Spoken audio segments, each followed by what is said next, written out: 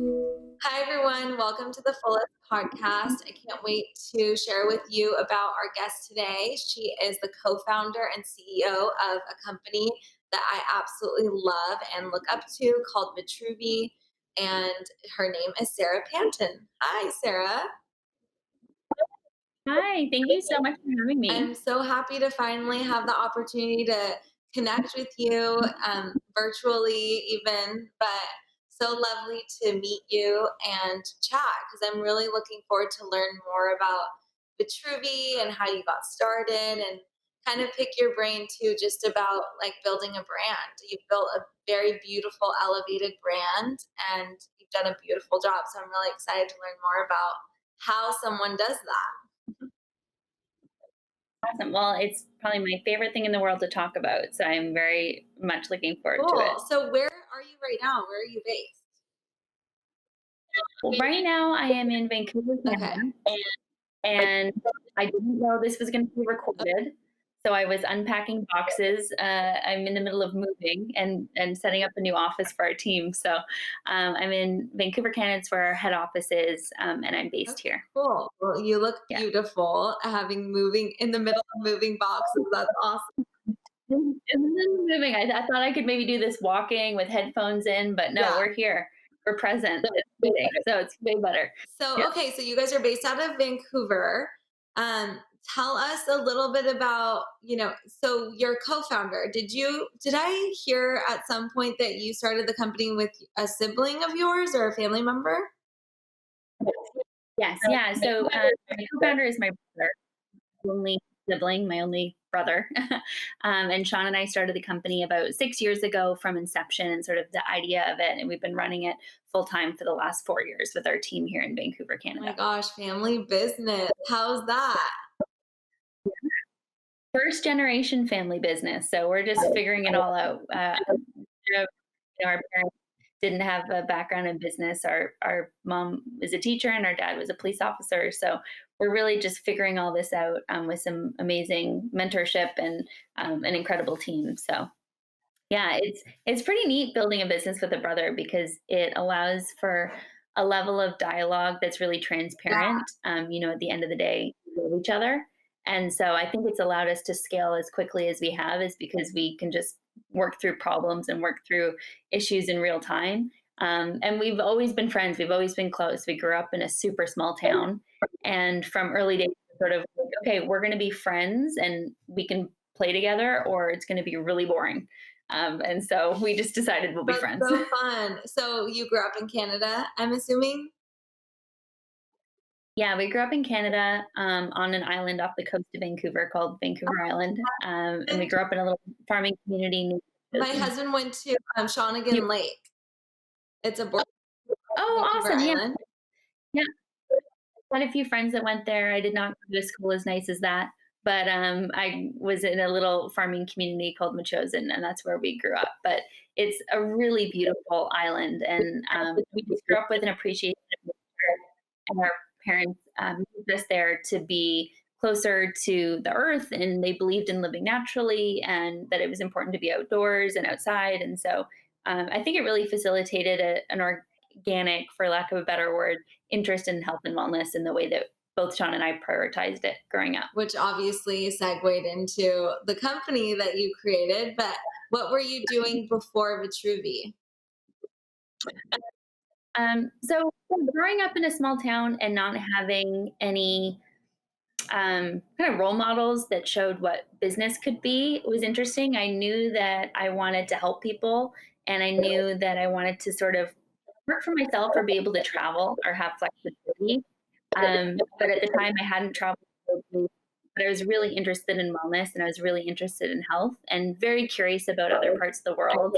I had discovered this book at age 10 on Jane Goodall, and she basically became my idol. And my plan was to move to Tanzania and count monkeys with Jane Goodall. And that really led into an interest in learning about different cultures. And from there, I started studying global health. And some of my favorite courses were in medical anthropology.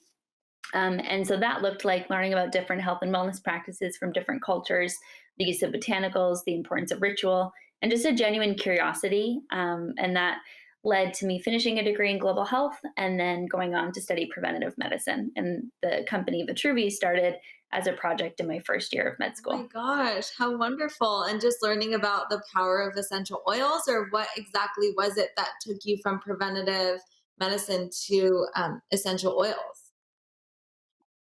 Yeah, it was just out of a need. So we were being tested every day, and I was experiencing significant test anxiety and some anxiousness, and had learned about the olfactory nerve, which is the first of the 12 cranial nerves. And it's basically the first thing you learn in medical school. And it's how we do everything from breathing and digesting and smelling and tasting and seeing. And I was like, hey, this is kind of cool. Why didn't I learn about some of the different ways that aroma can affect the brain? So I just created this little study blend, and I would use it while I was studying and then use it in a test scenario. And I became fascinated with the combination of scent association. So the brain being very lazy and enjoying things that are Mm. familiar. And anything we can do that, whether it's walking the same way to work or eating the same thing for dinner or having those little routines, scent is a really powerful way to do that. And it makes the body and brain feel more relaxed. So I created this blend, and then it kind of just grew from there. Oh my gosh, that sounds so nice. And how wonderful that you were able to create something that really that you found really helped you during those moments of anxiety or testing, and being able to actually study it. That's a big deal. So, Yeah, it was. oh sorry. Where did your brother come into that scenario? So Sean had moved, I'd moved to Vancouver to go to finish my undergrad degree, and then Sean had moved to Vancouver to go to business school. And he was actually living with me at the time. And I showed him this thing I was building. And then I was really interested in kind of telling different stories and using some of the things I'd learned in my undergraduate degree around learning about different cultures and different daily rituals. And so we built a website together in our living room, and we interviewed people about their daily wellness habits. And I wrote things about botanicals and essential What was oils. it called? And that's how it started. Was it called Oh, it's had three different names. was it What, sorry? called Vitruvi, or was it called something else? No, no. So it started as a Tumblr account called Well Mhm. World. And I would film like these stupid Vimeos and and talk about different health practices and things I was learning in school, and little interviews. And then and then we built another site, and it was called Latitude Living, and it was all around different parts of the world and sourcing and oils. And then we named the company Vitruvi uh, 6 years ago. Yeah, 5 or 6 years My ago. gosh, it's so Yeah. amazing to watch an idea grow into a brand, because it's not like you just, I mean, some people they have the intention of, okay, I'm going to build this brand, it's going to be this off the bat, but to watch the evolution of how it goes into it, I always find that so interesting. Yeah, there was no, you talk about business or want to start a company or finding a hole in the market or an area, an opportunity in a market.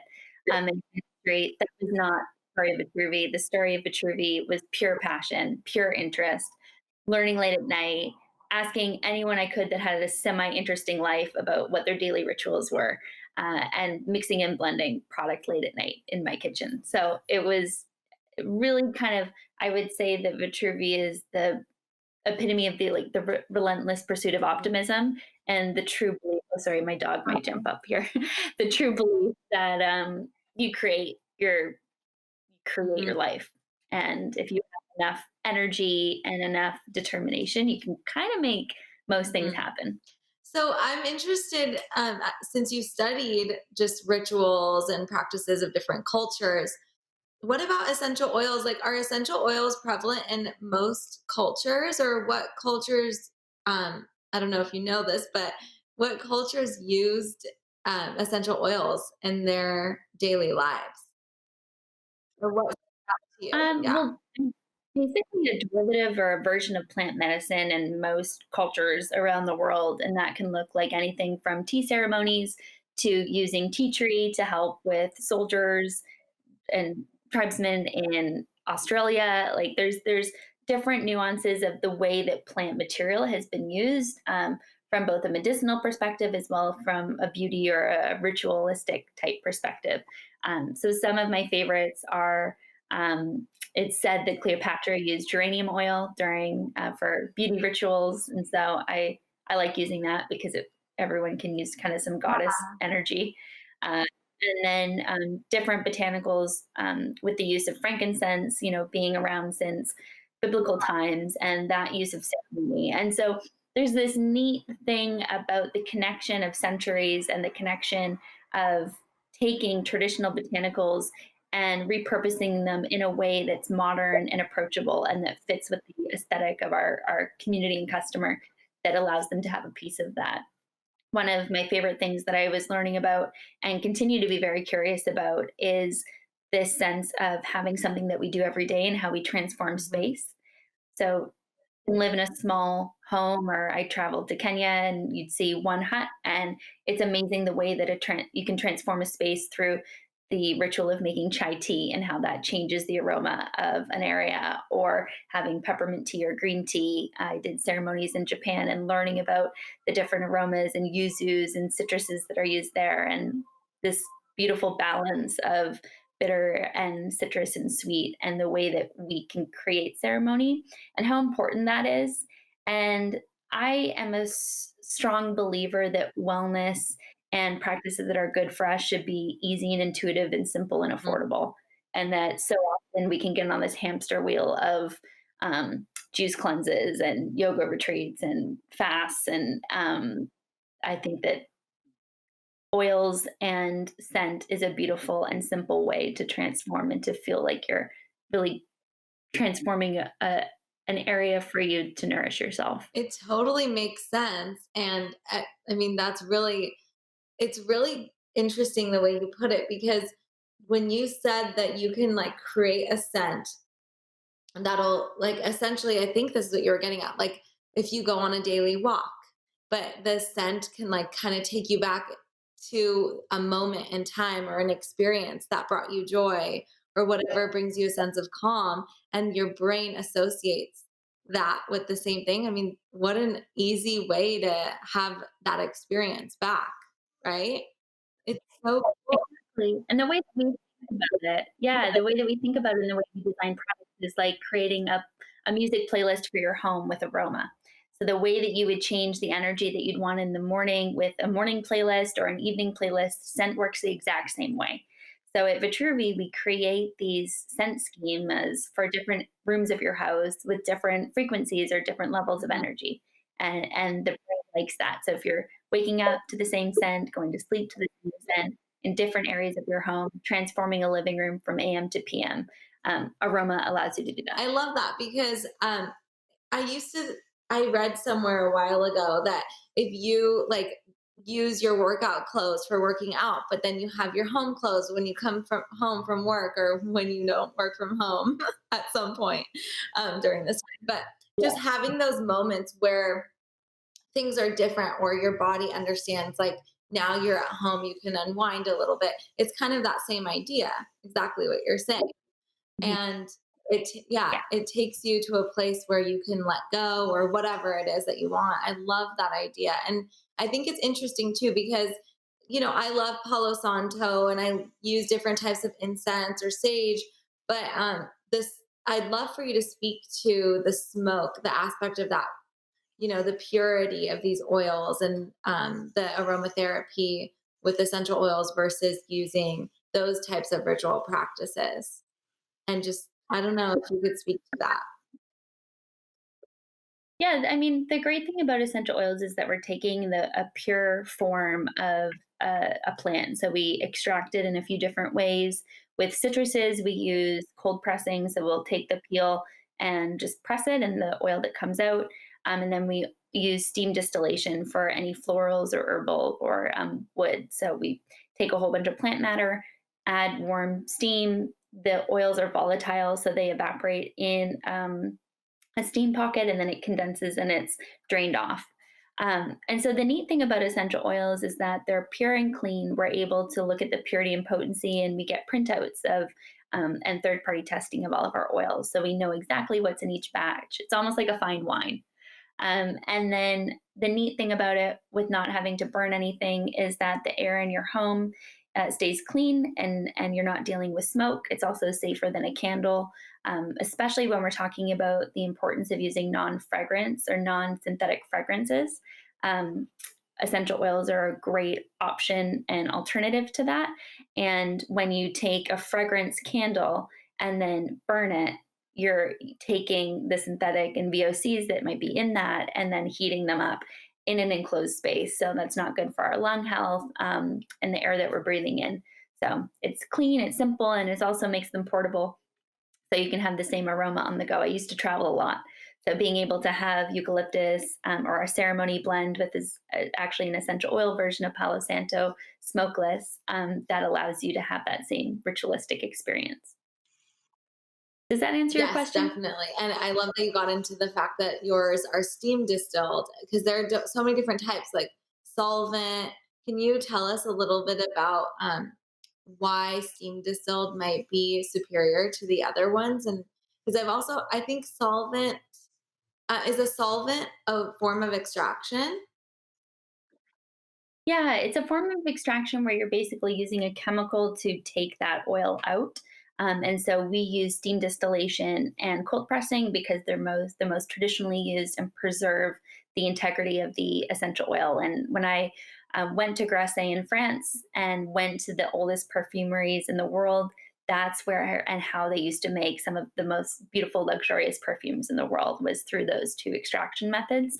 And so we like to keep things pretty traditional, and that's the way we source That them. makes sense. So when you were in school or when you were, first formulating all these, I'm sure you were just, buying and formulating and figuring it out.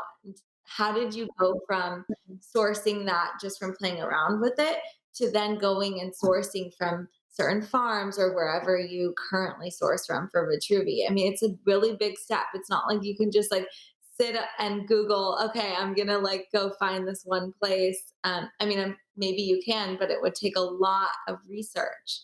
So I'm curious how you went about going from idea to actually making it happen. Yeah, I mean, it's a whole bunch of little steps. Like I said, we've been doing this a very long time, so it's a bunch of baby steps. And when you grow a company from just your living room, you kind of learn to make the right choices and a bunch of small ones that ladder up into something that has a little more legs, maybe. But it really started with learning, both from an aromatherapist and a perfumist, about how to blend and create unique aromas. So using top notes, middle notes, and base notes, and that's what creates that polarity in a beautiful fine fragrance, that's a little different than what has been traditionally maybe used in essential oil blending. And then we created a scent arsenal, so basically a library of the best quality of different oils, and we source organic whenever possible. And that became our gold star and our gold standard. And so everything that we create, if we need to switch a blend or make a new product, I'll get samples shipped to the house. I'll smell them, or to our office, and then smell them. Like, since working from home for the last 60 days, I think I've gotten three different samples, from our different laboratories for me to smell the products and look at different variants of different oils. And then I'll choose which is the best quality. I love that you touched on the fact that it takes a lot of different steps and little steps to get to your end goal.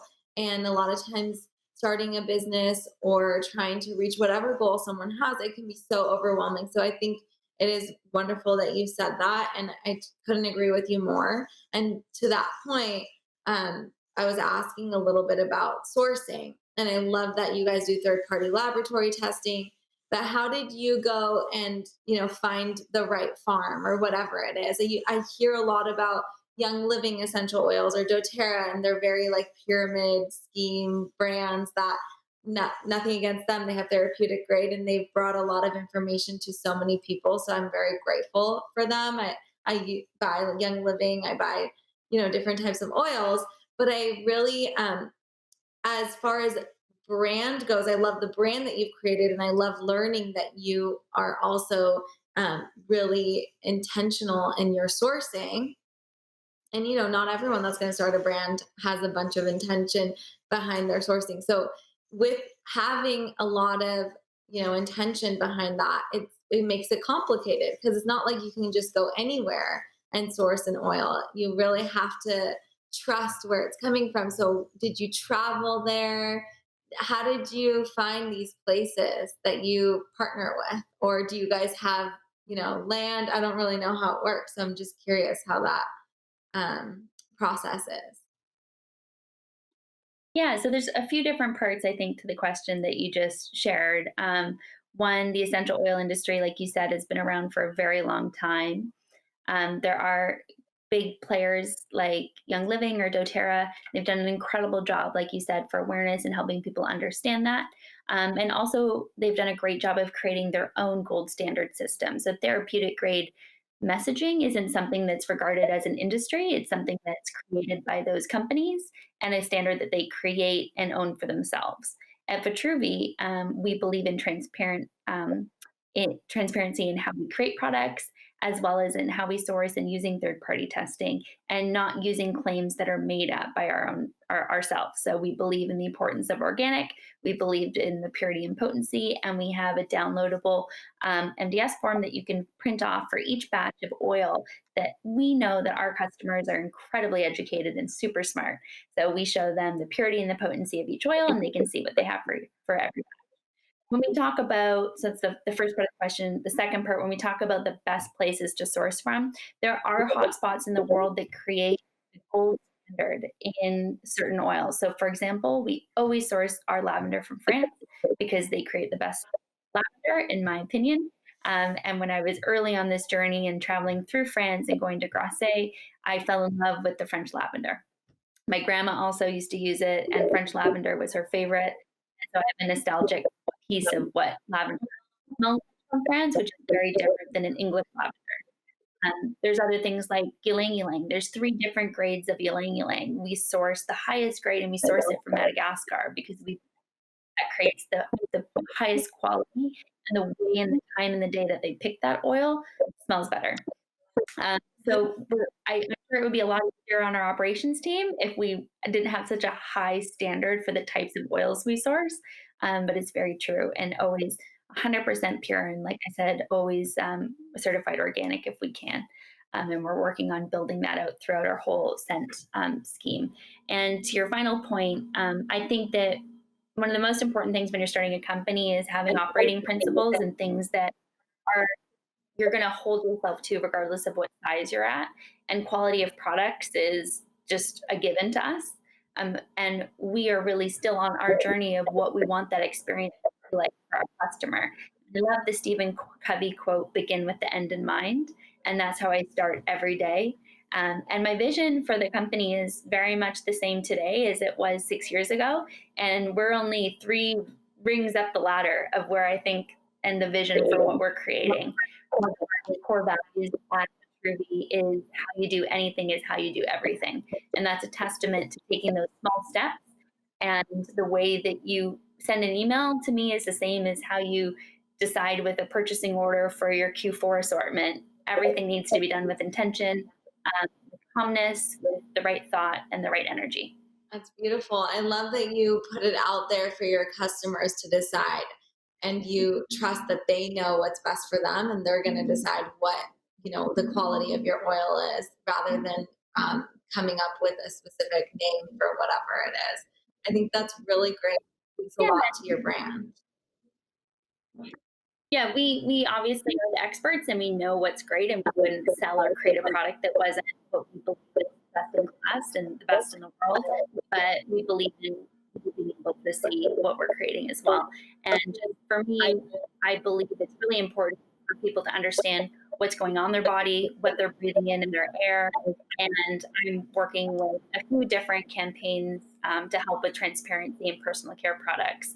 And so at Vitruvi, we stand behind that as well. That's so exciting. So, are you gonna kind of open up the product line then and get into more beauty and stuff like that? What is it that we can look forward to? Yeah, well, we'll definitely stay in our lane as a national home scenting company, but working more on policy work the campaign for safe cosmetics, and personal care products, and different bills that are being passed in different states in the US around the importance of labeling carcinogenic or unsafe products for people to understand what's going on in skin. And like I said, for us, what's happening in air care and the way they're scenting the air around them at home. So more to come on that. Yeah, no, that makes so much sense. And I think the more companies that get together and work towards that, the better it is for everyone. And it's so wonderful that a bunch of companies are starting. I mean, not a bunch, but in our industry, it's great that there are more like beauty counters creating a lot of safety standards and working on passing bills and stuff. So that's really cool. Have you connected with other companies on that, or is it something that you guys are kind of just doing on your own?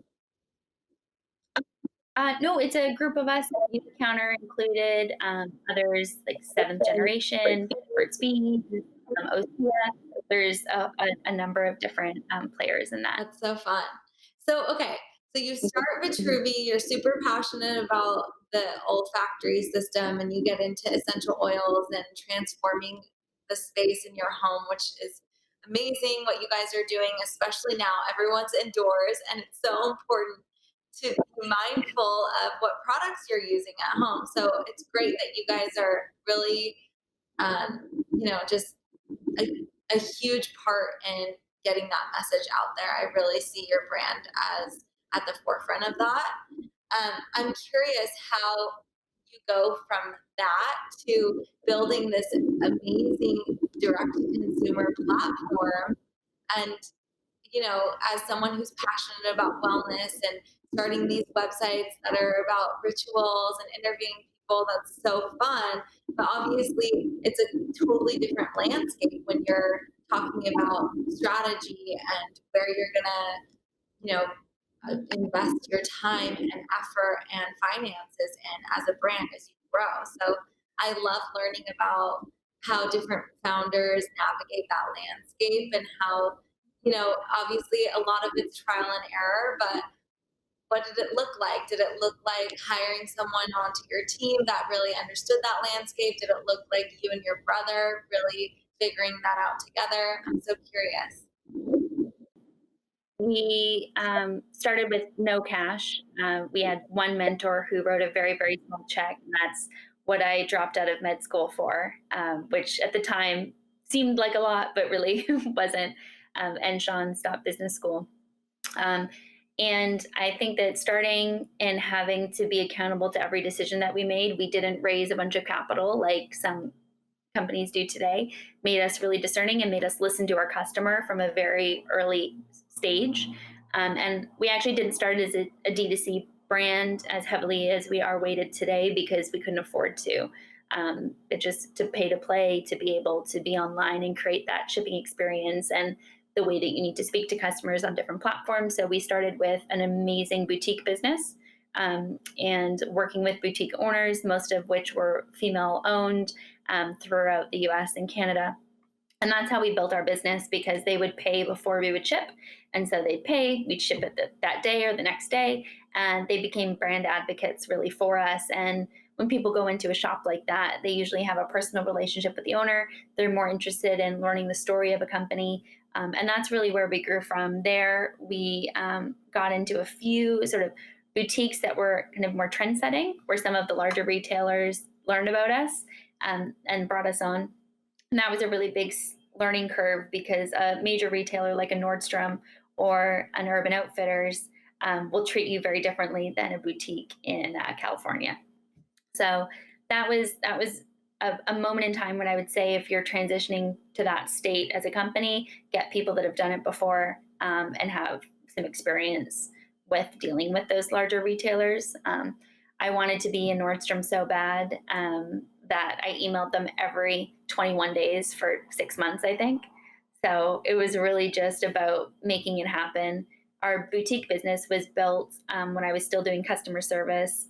I was doing wholesale, and it was just Sean and I. And I had a printout of about 500 different stores. I still have the piece of paper today. And every day, my goal was to email or call 100 stores.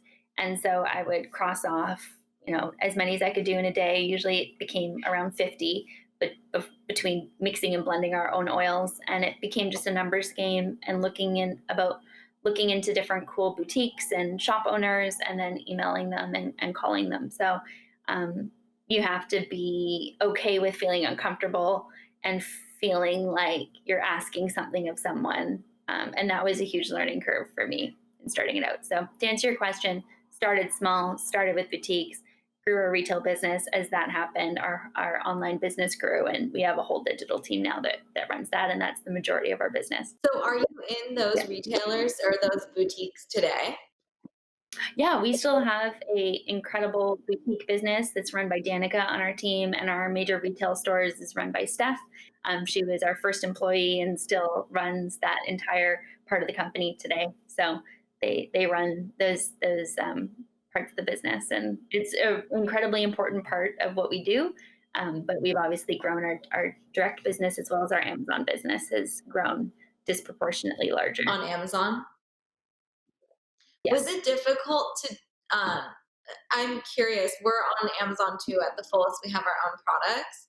And I'm so curious Oh, because cool. on one hand, it's like it's difficult because with Amazon, you don't have your customers' information. They just go on and they purchase, and you don't get to communicate with them necessarily. They can write with you. Yeah. Um, but I'm curious how you see that area growing versus the D2C. Do you think that it's just a different customer, or do you think maybe someone will buy it on Amazon and then continue to buy it directly from you? Yeah, it's a good question, and I think that today everything's shifting so much, especially with what's going on. But there's definitely some overlap in customers. There's some that are very different, especially in our hardware. Someone that's looking for a diffuser online or on our website is different than someone that's looking on Amazon. Their feature assortment is different. So we have a good understanding of how those demographics and how that customer segment differs. Yeah, it makes sense. And when did you start getting into the hardware and building the beautiful, beautiful diffuser that you've designed? I love it so much, and I'm so happy with mine. So, how was that? Did you, yeah, how do you go about even building something like that? Yeah, I mean, that is something that we built. We wanted something that looked more unique, and that fit the aesthetic of our customer and our community. And a vessel, we started with just oils, and then we wanted something that could be a home for that and to help diffuse it in the air in a way that was safe and non toxic. And the retail, wholesale, and hardware part of our business has been a really interesting area to grow. And just thinking about the different methodologies and the way we can problem solve for our customer. We work really, really, really closely with our customers. So our customer experience team is at the heart of the entire company. And we work with them on new product variants and scents and hardware updates that we can make. So we have some really cool new products coming out this year in that vein. And a lot of it was driven by community Oh, understanding. that's super cool. Your diffuser, does it use a different sort of technology than other ones? I mean, it doesn't necessarily heat. How does it work? It doesn't heat the oil or burn it, right? It just, Yeah, so ultrasonic technology, which means there's an oscillating plate that moves really quickly and creates a cool mist that comes out. And the essential oils is suspended in those water droplets that go in the air. So there is some light humidifying benefits, which is great for beside a bed. We don't call it a humidifier because it doesn't let out enough moisture to really change the humidity in a large space. But that's the way it works. And so it just uses water. By not heating the oils, it means we keep them in their full integrity, and you're able to smell the purest aroma of that oil without heating it. are you guys, you don't have anything for travel right now, do you? No, we don't right now. Because when I was pregnant, I'm obsessed with my diffuser and I just love using it all the time. And so when I was pregnant, I was planning what I'm going to take to the hospital, and I really wanted to take my diffuser, but we they don't let you, for some reason they don't let you do ones that plug in at the hospital. So I had to Oh, get like a battery powered one, and it was so complicated to mm. find and Oh, so no. interesting. Oh, Yeah. We need, we have some innovation this year that might be helpful for your next yeah, birth. exactly. Yeah. You've definitely seen impact in quite a few labor bags, yeah, You delivery have? bags. So God. that oh, yeah, it makes me so happy. So that's so wonderful that you're here and you started this beautiful company with your brother.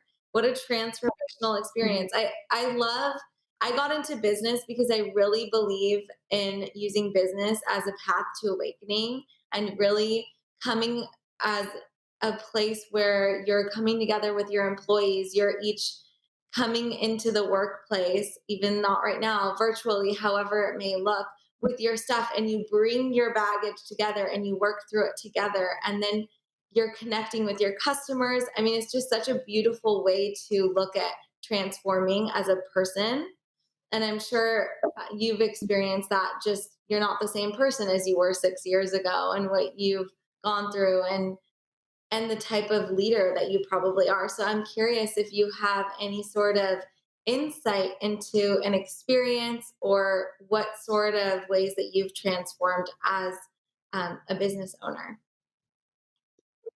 Yeah, it's a really good big question. I think that what business does and running a company is sort of what any relationship does, which I think is puts a mirror right in front of you.